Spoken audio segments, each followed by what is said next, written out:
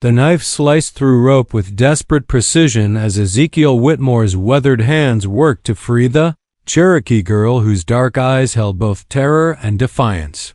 Blood trickled from cuts on her wrists where the crude bindings had bitten deep, and her doeskin dress bore tears that spoke of violent struggle. She hadn't made a sound when he'd first spotted her from across the meadow, bound to the ancient oak like some offering to cruel gods, but her gaze tracked his every movement with the wariness of a trapped wolf. "Easy now," Ezekiel murmured, his voice rough from years of talking only to cattle and wind. "Nobody's gonna hurt you while I'm breathing." The girl-woman, really, for she had to be near 20 summers, jerked back when the last rope fell away, her copper skin gleaming with perspiration despite the cool October morning. She pressed herself against the oak's trunk, speaking rapid Cherokee words he couldn't understand, though their meaning was clear enough. She expected him to be just another white devil, another taker in a world that had taken everything from her people. Ezekiel stepped back, hands raised in the universal gesture of peace, though his blue eyes burned with fury at whoever had done this.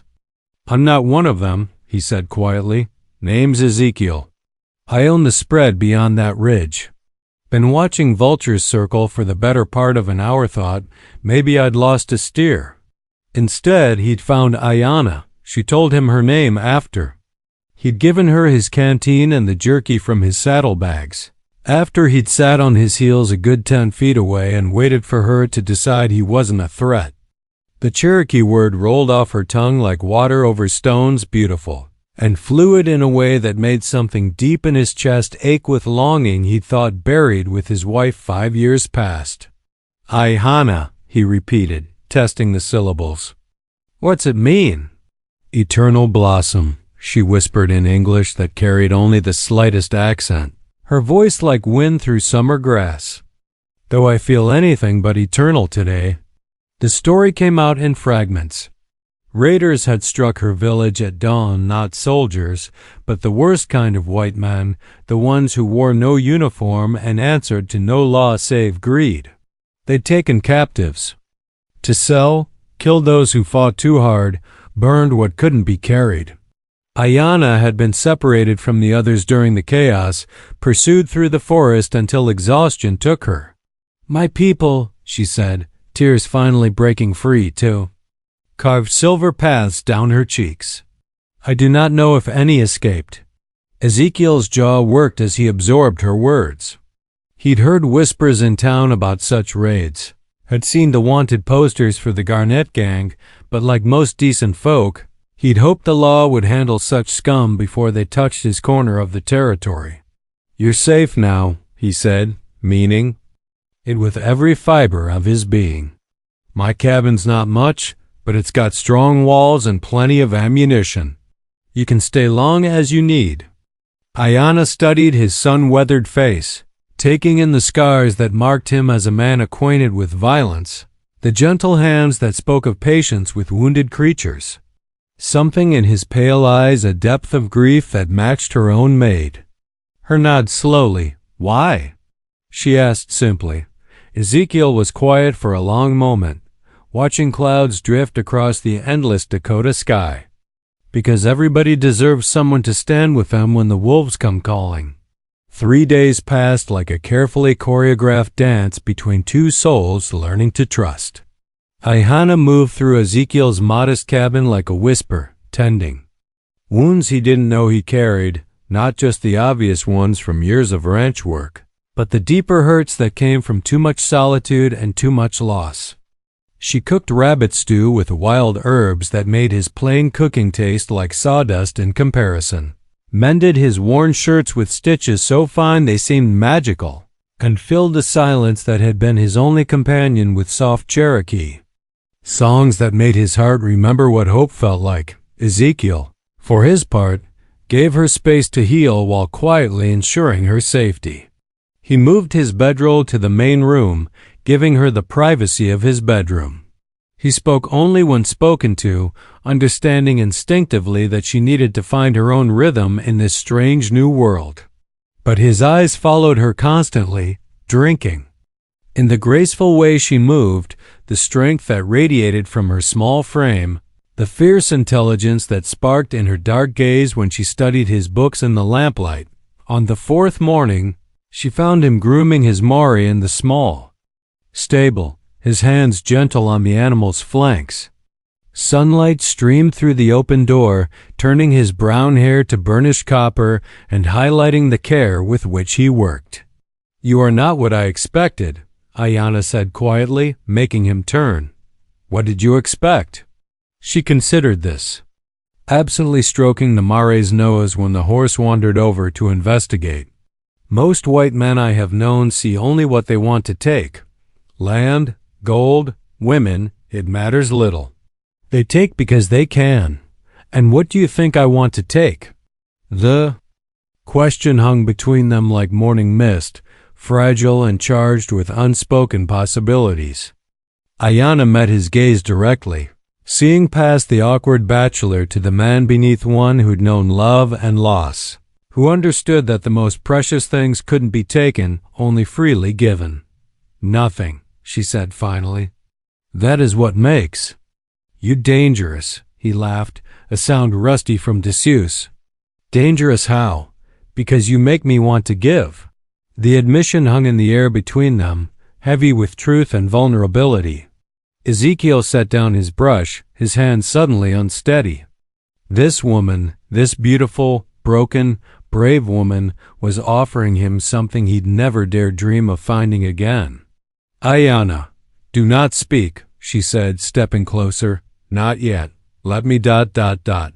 She reached up to trace the scar that ran from his left temple to his jaw, a souvenir from a bronc that had taught him humility the hard way. Her touch was feather-light, reverent, as if she were learning the map of his soul through the geography of his skin. "Where did you get this?" she whispered. "Stubborn horse with strong opinions about saddles." She smiled the first real smile he'd seen from her, and it transformed her face completely. Gone was the haunted refugee. In her place stood a woman of stunning beauty and quiet strength, one who could laugh despite everything she'd endured. And this? Her fingers found the rope burn on his forearm, still pink from a recent tangle with an ornery calf. Stubborn calf with strong opinions about Brandon. This time she laughed, the sound like water over stones, and Ezekiel felt something inside his chest crack open for the first time in years. Without thinking, he covered her hand with his own, marveling at how perfectly her fingers fit between his. "Ayanna," he said again, her name a prayer on his lips. "I know," she whispered. "I feel it too." They might have kissed then, would have, if not for the sound of hoofbeats approaching fast and hard across the meadow. Multiple riders, moving with purpose and barely contained violence.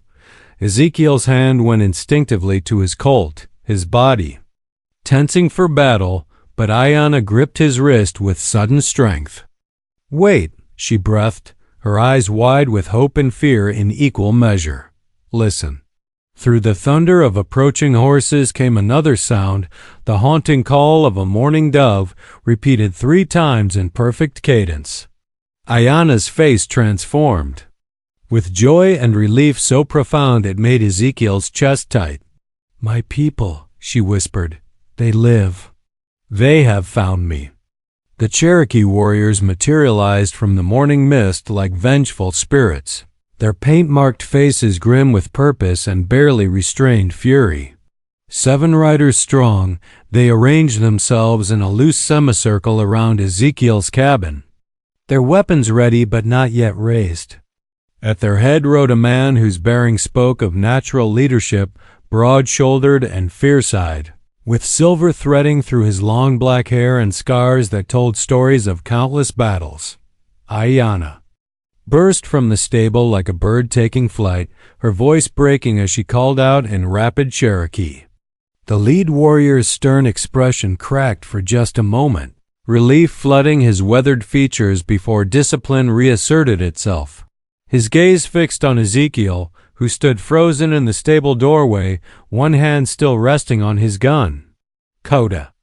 Ayanna breathed, rushing toward her brother. "I thought you were dead. I thought they killed everyone." "We survived," Coda replied in heavily accented English, his eyes never leaving Ezekiel's face. "But many did not. The raiders burned our winter stores, scattered our horses. We have been hunting them for 4 days."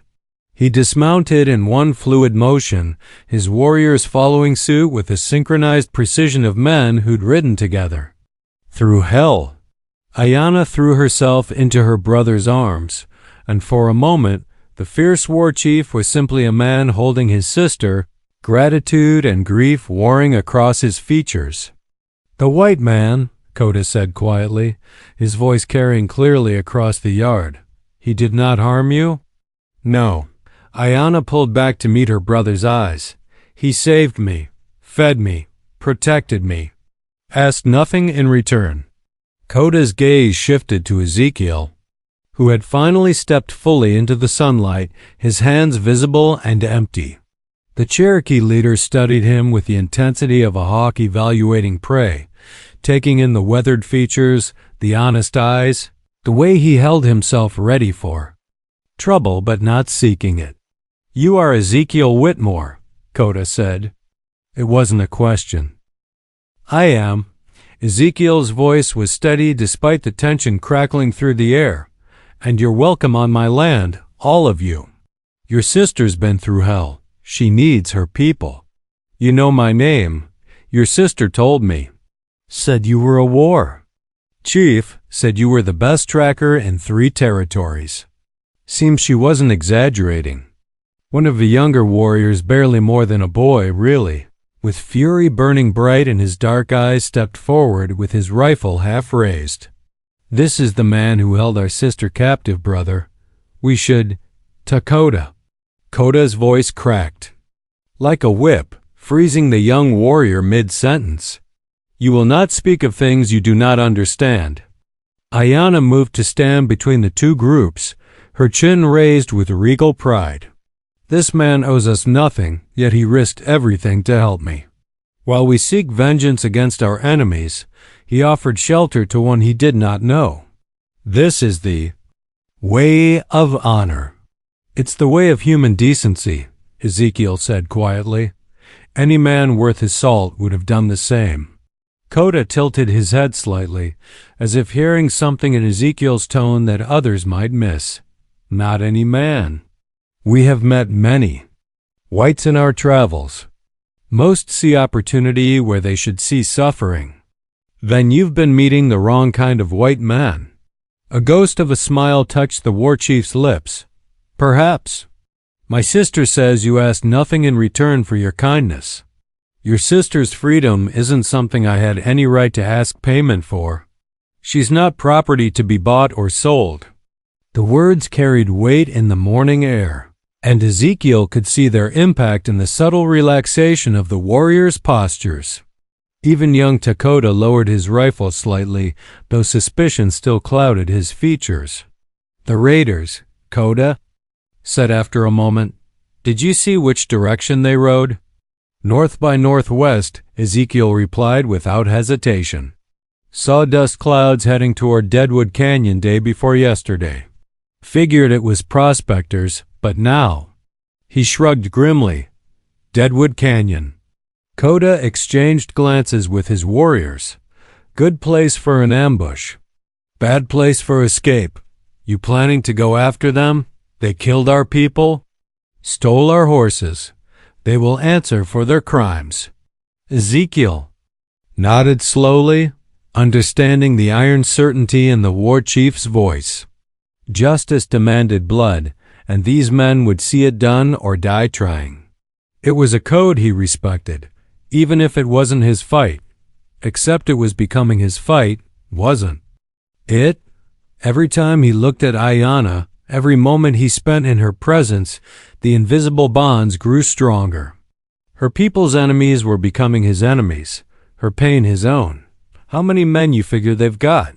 he asked. Coda's eyes sharpened. "Why do you ask Ezekiel Whitmore?" "Because Deadwood Canyon's got more hiding places than a man can count." And 7 riders, even warriors as skilled as yours, might find themselves outnumbered in close quarters. And what would you propose? Ezekiel met the war chief's gaze steadily. I'd propose 8 riders might have better luck. The war council convened in Ezekiel's cabin as storm clouds gathered on the horizon, casting the room in shifting patterns of light and shadow. Coda spread a hand-drawn map across the rough wooden table, his scarred fingers tracing the winding paths through Deadwood Canyon while his warriors clustered around, their painted faces grave with the weight of coming battle. The raiders number at least 12, Coda explained, his voice low and measured. Led by a man called Garnet Yellowhair, missing his left eye. They have our horses, our winter gold, and— his jaw tightened— 3 more of our women. Ayanna drew a sharp breath, her hands clenching into fists. Who? Running Deer, Swift Cloud, Little Fox. The names hit her like physical blows. Running Deer was barely 18, recently married to a young warrior who died defending the village. Swift Cloud had twin daughters, only 5 winters old. Little Fox was Ayanna's closest friend, brave and spirited and utterly undeserving of whatever hell she was enduring.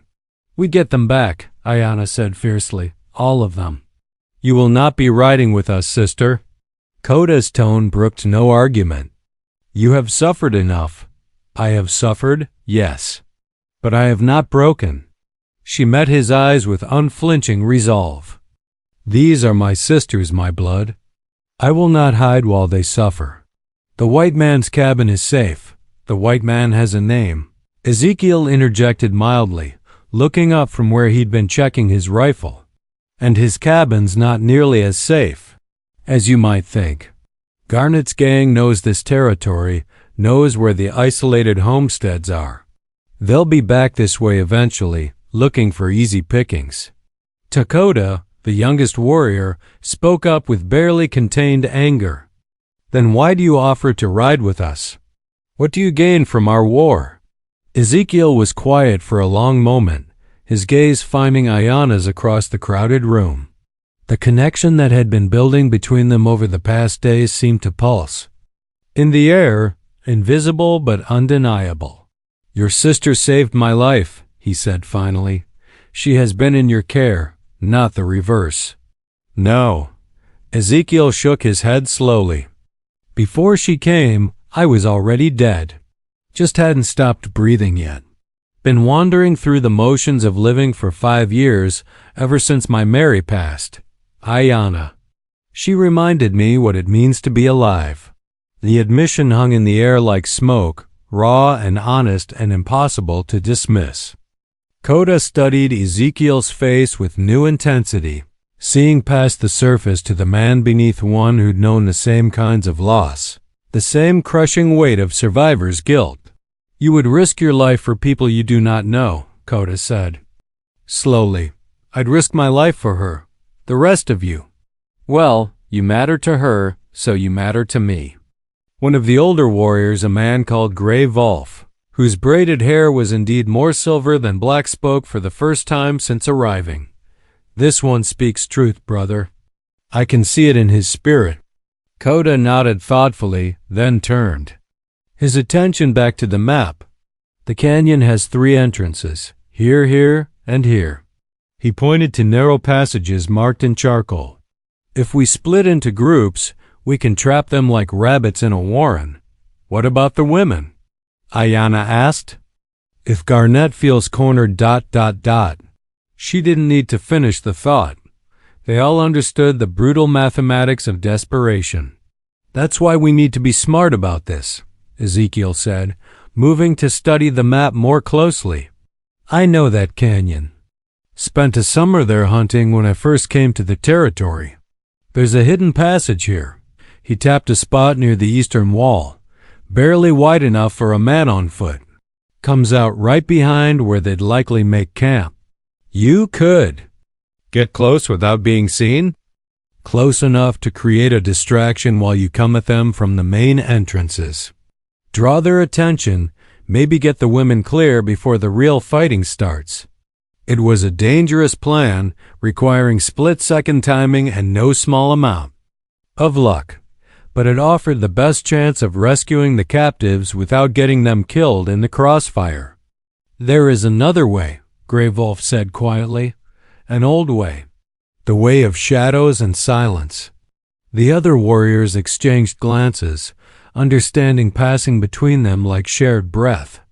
Ayanna felt a chill run down her spine as she recognized the look in their eyes, the cold, deadly calm that spoke of warriors embracing their own mortality for the sake of justice. "What way?" Ezekiel asked. "We go as ghosts," Coda explained. "Strike without warning, kill without mercy, vanish before they can respond. It is not the way of honor, but against such men, sometimes survival matters more than honor," Ezekiel finished grimly. "You understand." "I understand that good people are suffering while we talk. That's all the understanding I need." As if summoned by his words, the first drops of rain began pattering against the cabin windows, heralding the storm that would provide perfect cover for what they planned to do. Ayanna watched the men finalize their preparations, checking weapons, painting their faces with mud and charcoal, becoming something more and less than human. When Coda approached her with a jar of war paint, she didn't hesitate. "You are certain?" he asked quietly. "I am certain." As she drew the ancient symbols across her cheeks, marks that would mark her as a daughter of war, a spirit of vengeance, Yana felt the last of her fears fall away. Whatever came next, she would face it as her ancestors had, with courage, with honor, and with absolute commitment to protecting those she loved. The storm was coming, and they would ride into its heart like fury incarnate. The storm broke just after midnight, turning the world into a symphony of wind and water that would mask the sound of 8 riders moving like ghosts through the darkness. Lightning split the sky in jagged white scars, illuminating the Cherokee warriors for brief, terrifying moments, faces painted for war, eyes burning with righteous fury, weapons held with the easy confidence of men who'd been born to fight. Ezekiel rode among them like a pale shadow, his usual awkwardness gone, replaced by the lethal grace of a predator closing in on wounded prey. The transformation in him was complete. The lonely rancher had vanished, leaving behind something harder and infinitely more dangerous. Ayanna, riding beside her brother, found herself studying this new version of the man who'd saved her, memorizing the set of his shoulders, the controlled violence in his movements. "You are seeing him as he truly is," Coda said quietly, his voice barely audible above the storm. "War reveals the soul, sister. This man has killed before. To protect what he loved? Does it matter?" It didn't. What mattered was that he was here, risking everything for people he barely knew because one of them had somehow claimed his heart. The knowledge warmed her even as rain soaked through her borrowed clothes and mud splashed across her painted face. They reached the canyon's mouth just as another lightning flash revealed the glow of campfires deeper in the rocky gorge. Garnett's gang had taken shelter in the ruins of an old mining camp, the perfect place to wait out the storm and the perfect trap for men who thought themselves safe from pursuit. "Remember," Coda whispered as they prepared to separate into their assigned groups, "we are ghosts. We strike, we take our people, we vanish. No heroics, no mercy for those who show none." Grey Wolf and 2 other warriors would circle to the north entrance. Coda and another would take the south. Coda, Ayanna, and Ezekiel would use the hidden passage to get close enough for reconnaissance and rescue if the opportunity presented itself. The passage was even narrower than Ezekiel remembered, a crack in the canyon wall barely wide enough for their shoulders. Water streamed down the rocky surfaces, making every step treacherous, but it also covered the sound of their movement. They climbed steadily upward, following a path that might have been carved by ancient waters or the desperate hands of trapped miners. When they finally reached the overlook, The scene below made Ayana's blood freeze in her veins. The three Cherokee women sat bound near one of the fires, their clothes torn, their faces bearing the marks of casual brutality. Running Deer stared into the flames with the blank expression of someone whose spirit had fled to safety, leaving only flesh behind. Swift Cloud wept silently, her body curved protectively around her wounded arm. Little Fox ... Little Fox was fighting, even. Bound and helpless, she snarled Cherokee curses at the man who crouched beside her, his yellow hair stringy with rain, his empty eye socket a black pit in his skull. Garnett backhanded her almost casually, drawing fresh blood from her split lips. But she only glared at him with unbroken defiance. "Spirited little savage," Garnett laughed, his voice carrying clearly in the enclosed space. "Gonna be fun breaking you proper." The words were like acid in Ayana's veins. Beside her, she felt Ezekiel go utterly still, his breathing slowing to the rhythm of a man preparing to kill. On her other side, Koda's hand tightened on his tomahawk until his knuckles went white. "Easy," Ezekiel breathed, so quietly the words were barely more than thought. "We wait for the signal." The signal came 5 minutes later, the haunting cry of a night bird, answered from 2 directions. Gray Wolf and Dakota were in position. It was time to become ghosts. What followed was a master class in silent warfare. The Cherokee warriors moved through the camp like death itself, appearing behind sentries who never had time to cry out, dragging bodies into the shadows before moving on to the next target. Ezekiel matched their deadly efficiency, his Colt whispering death in the darkness as he covered their approach to the captives. By the time Garnett realized his men were dying, half of them were already gone.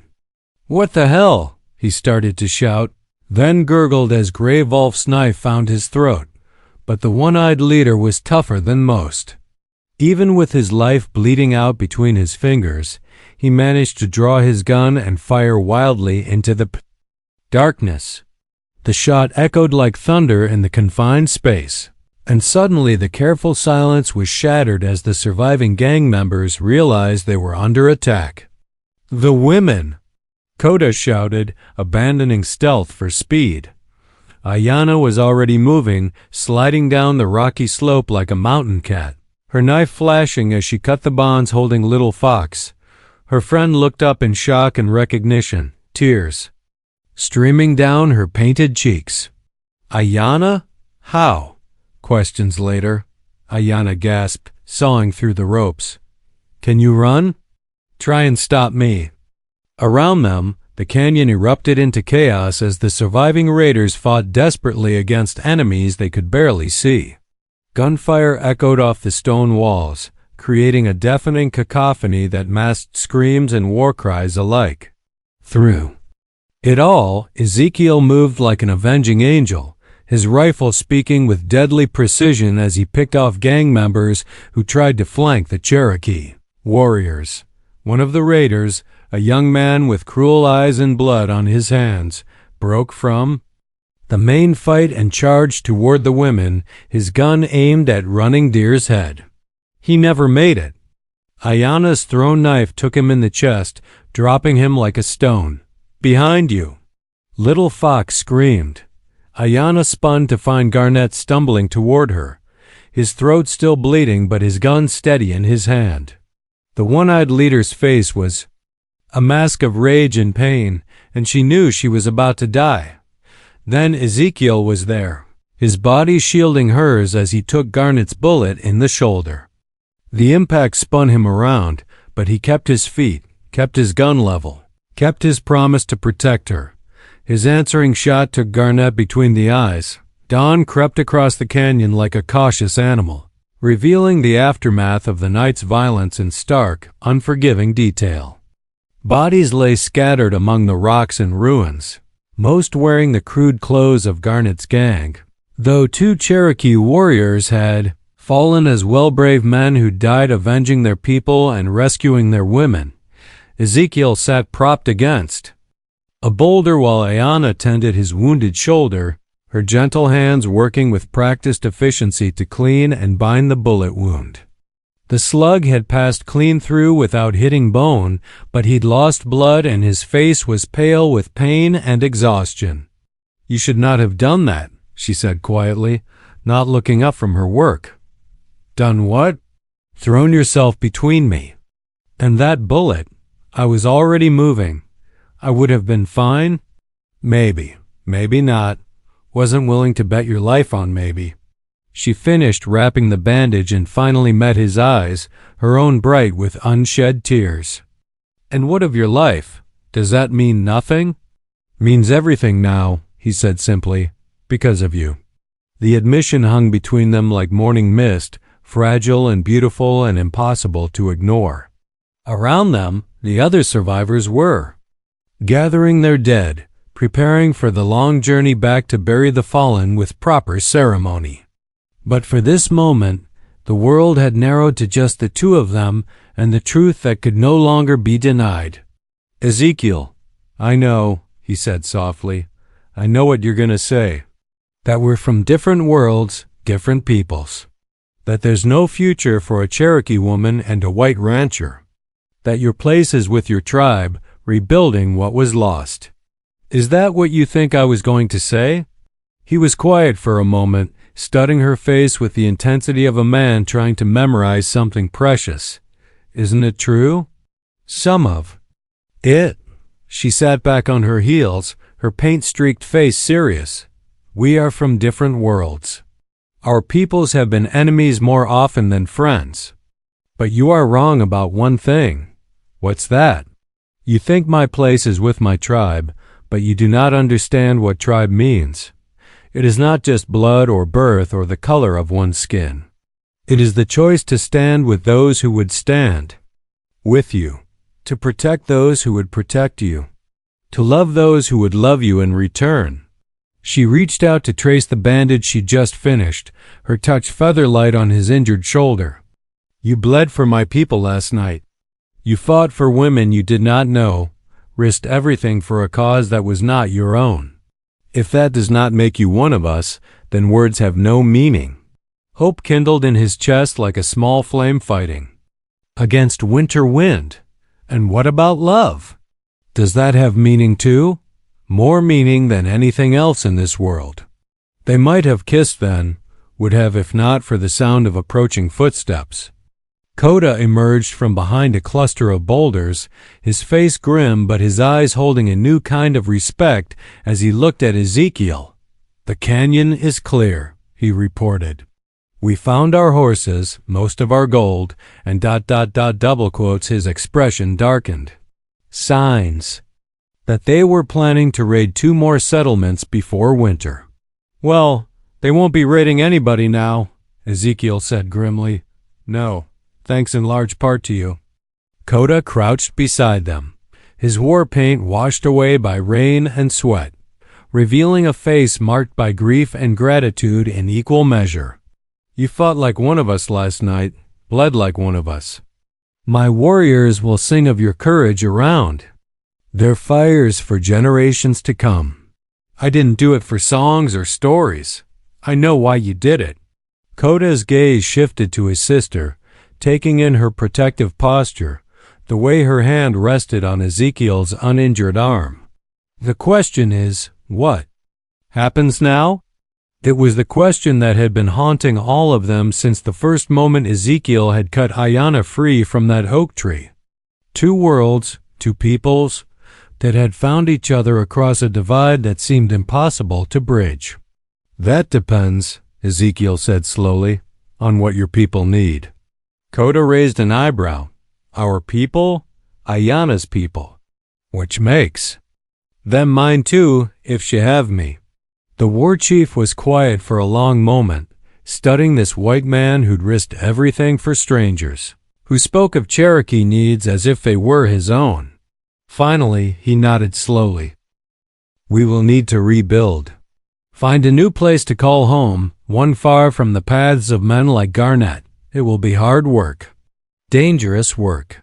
And we will need every skilled hand, every brave heart we can find." "Are you offering me a place among Your people?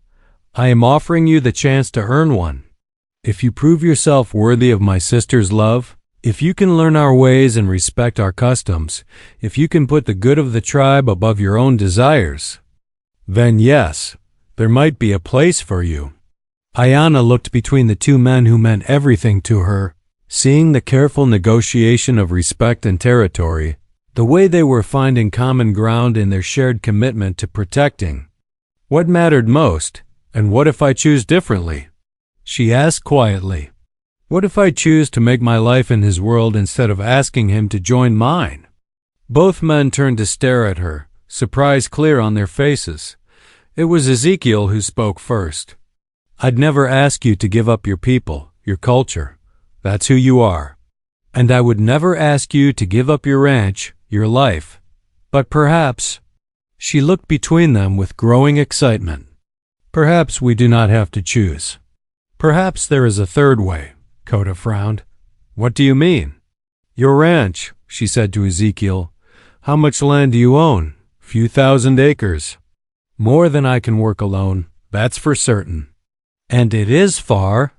"From the towns? From the men who would hunt my people?" Understanding began to dawn in his eyes. "Far enough. And defensible, if it came to that." "Then perhaps," Ayana said with growing confidence, "we could build something new. A place where Cherokee and white could live side by side, work together, protect each other. Where children could grow up learning the best of both worlds." The vision she painted was radical, dangerous, and beautiful beyond words. A community built on mutual respect rather than conquest, on love rather than fear. It would face challenges that none of them could imagine, would require sacrifices from everyone involved. But looking at her face, seeing the hope and determination shining in her dark eyes, both men found themselves believing it might actually be possible. 1 year later, the sound of children's laughter echoed across the valley that had once known only the lonely calls of cattle and wind. Ezekiel paused in his work helping Gray Wolf repair the roof of the new schoolhouse to watch a mixed group of Cherokee and white youngsters chase each other through the tall grass. Their joy infectious and pure. The settlement they'd built together defied every expectation and challenged every assumption about what was possible between their peoples. Log cabins stood alongside traditional Cherokee dwellings, smoke rising from chimneys and fire pits in peaceful coexistence. Gardens flourished where corn, beans, and squash grew beside turnips and potatoes. The ancient Three Sisters sharing soil with crops brought from distant lands. It hadn't been easy. Those first months had tested everyone's patience and resolve, as they learned to navigate the complexities of merging two very different ways of life. There had been arguments about land use, debates over child-rearing practices, tensions that sometimes flared into real conflict before cooler heads prevailed. But there had also been moments of unexpected beauty. Cherokee elders teaching white children the names of birds in their native tongue. Ezekiel's former neighbors learning to weave baskets from river willows under Ayana's patient instruction. The night when old Mrs. Henderson from the nearest homestead had delivered Swift Cloud's third child. Tears streaming down both women's faces as they shared the universal language of birth and hope. "She has built something remarkable, your wife," Gray Wolf said, following Ezekiel's gaze to where Ayana stood near the communal garden, directing the fall harvest with the easy authority of someone born to lead. "Our wife," Ezekiel corrected, with a smile. "I may have married her, but she belongs to all of us now." The wedding had been a unique affair, blending Cherokee traditions with Christian customs in a ceremony that satisfied no one completely, but somehow managed to honor everyone involved. Coda had walked his sister to the altar they'd built beneath the ancient oak where Ezekiel had first found her, while the circuit preacher spoke words of union in English and Cherokee elders offered blessings in their native tongue. When they'd exchanged rings, his grandmother's simple gold band and one Ezekiel had carved from elk horn, the mixed crowd of witnesses had cheered in two languages, their voices rising toward a sky that knew no boundaries between peoples. Now, watching her move among their neighbors with the grace of a natural diplomat, Ezekiel marveled at how completely she'd transformed not just his life, but the lives of everyone around her. The woman who'd been bound to a tree in terror and despair had become the beating heart of a community that shouldn't have been possible but somehow thrived against all odds. The supply wagon should arrive tomorrow, Grey Wolf continued, settling back to work on the roof. Young Dakota did well in his negotiations with the merchants in Deadwood. They are beginning to trust us, to see us as customers rather than threats. Ayana's influence again. She has a way of making people see past their fears to what's actually standing in front of them, as she did with you. Ezekiel paused, hammer in hand, considering the truth of that statement. A year ago, he'd been a man slowly dying of loneliness and grief, going through the motions of life without really living. Now he woke each morning eager to see what new challenges and joys the day might bring, surrounded by a family that had chosen him as surely as he'd chosen them. Speaking of which, Grey Wolf said with barely concealed amusement, when will you tell her about the other thing? Heat crept up Ezekiel's neck. What other thing? The way she has been feeling sick in the mornings. The way she cannot stand the smell of coffee anymore. The way she touched her belly yesterday when she thought no one was watching. Ezekiel's hammer slipped, nearly taking his thumb with it. You think she's? I think your wife carries new life, and I think she has not yet found the words to tell you. Perhaps she fears how you will receive the news. The possibility hit Ezekiel like lightning, electric and terrifying and wonderful all at once. A child. Their child. A living symbol of the love that had bridged two worlds and the future they were building together. Why would she fear telling me? Grey Wolf gave him a look that suggested the answer should be obvious. Because a child changes everything. Because it would bind you to this place, this people, in ways that marriage alone cannot. Because she loves you enough to want the choice to be truly yours. Before Ezekiel could respond, a commotion near the main gate drew their attention. Riders were approaching 3 men in dusty clothes, their horses lathered with hard travel.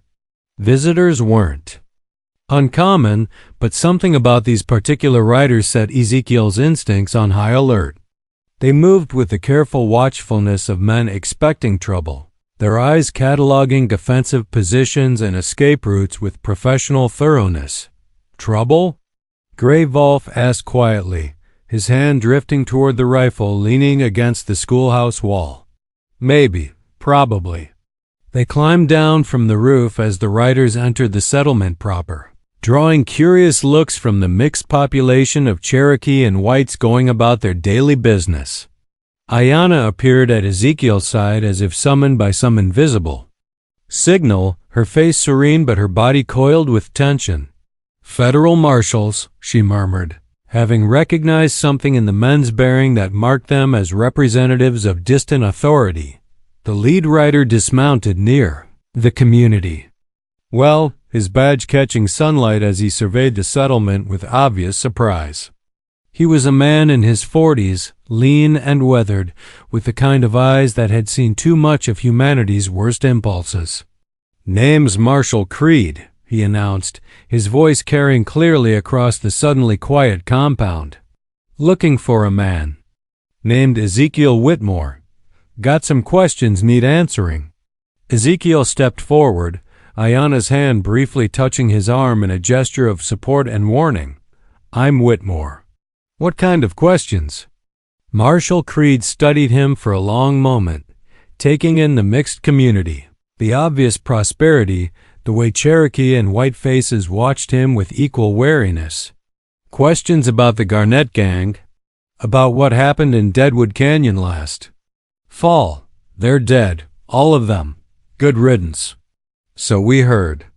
What we want to know is how a lone rancher and a handful of Indians managed to wipe out 12 armed men without taking more than a few casualties.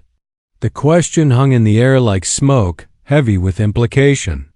Around them, the settlement had gone very still, mothers pulling their children closer, men drifting toward whatever weapons they could reach. Everyone understood that the wrong answer here could bring disaster down on everything they'd built. "We got lucky," Ezekiel said simply. "They were overconfident. We knew the terrain, and we had the element of surprise." "Lucky?" Marshall Creed's tone suggested he found the explanation less than convincing. 12 men, Mr. Whitmore. Professional. Killers and raiders. And you want me to believe luck was enough? I want you to believe the truth. Garnett's gang murdered innocent people, kidnapped women, terrorized the territory for months. When we found them, we did what needed doing. It was a trap, and everyone present knew it. The marshal was fishing for evidence of Indian involvement in what the territorial government might choose to classify as a massacre rather than justice. In a time when the army was still hunting hostile tribes and public opinion ran strongly against Native Americans who fought back against white aggression, even justified violence could be twisted into cause for retaliation. "My neighbors," Ezekiel said carefully. "Men who'd lost family to Garnett's raids. We tracked them together, fought them together, buried our dead together." Marshall Creed's gaze shifted to Coda, who stood with several other Cherokee warriors near the edge of the crowd. "These neighbors of yours, they wouldn't happen to be the same Cherokee band that's been reported missing from their assigned reservation, would they?" The question was like a match dropped into dry tinder. Suddenly the air crackled with tension so thick it was almost visible. Hands moved toward weapons, children were quietly ushered toward the nearest buildings, and Ezekiel felt the weight of responsibility for dozens of lives settling on his shoulders like a lead blanket. "I wouldn't know anything about that," he said evenly. "The people here are my family, my friends, my business partners. Where they came from before they got here isn't any concern of mine or yours. Actually, Mr. Whitmore, it's very much my concern. The Bureau of Indian Affairs takes a dim view of reservation Indians living off their assigned lands, and the territorial government takes an even dimmer view of armed bands operating without proper authority." Ayanna stepped forward, her chin raised with regal pride. "Marshall Creed, I am Ayanna Whitmore. These are my people, and this is our home. We have broken no laws, harmed no innocents, threatened no one. We farm, we trade, we raise our children. In peace. What authority do you have to question our right to exist?" The marshal's expression softened slightly as he took in her obvious education, her dignity, the way she carried herself with natural authority. But his duty remained unchanged. "Ma'am, I have a warrant here requiring all Cherokee individuals to return to their designated reservation within 30 days. Failure to comply will result in forced relocation and possible criminal charges. And if we refuse?" Marshall Creed was quiet for a moment, his gaze taking in the peaceful settlement, the obvious prosperity, the mixed families who'd found something precious in this unlikely community. When he spoke again, his voice carried genuine regret. "Then, I'll have to come back with soldiers, ma'am. And that won't end well for anyone." The threat hung over them like a storm cloud, dark with the promise of violence and loss. Everything they'd built, everything they'd fought for, balanced on the edge of a precipice that could crumble at any moment. But as Ezekiel looked around at the faces of his chosen family, Cherokee and white alike, all united in their determination to protect what they'd created, he felt something stronger than fear rising in his chest. He felt the quiet, unshakable certainty that some things were worth fighting for, no matter the cost. "Marshall," he said quietly, "I think you'd better hear the rest of our story before you make any decisions you might regret. Because what we've built here, it's bigger than any law you might want to enforce. And the people who call this place home aren't going anywhere without a fight." The marshal studied his face for a long moment, seeing something there that gave him pause.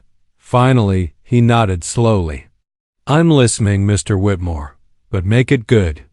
Because 30 days isn't very long, and the territory's patience with Indian problems is running mighty thin."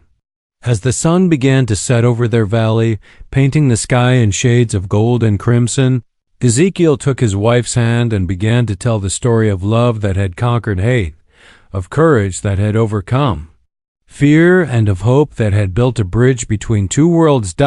It was a story worth telling.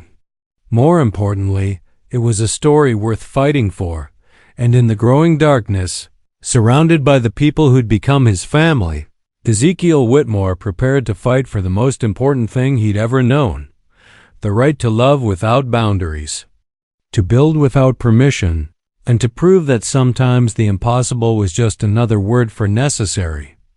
The future stretched ahead of them, uncertain and dangerous, but bright with promise.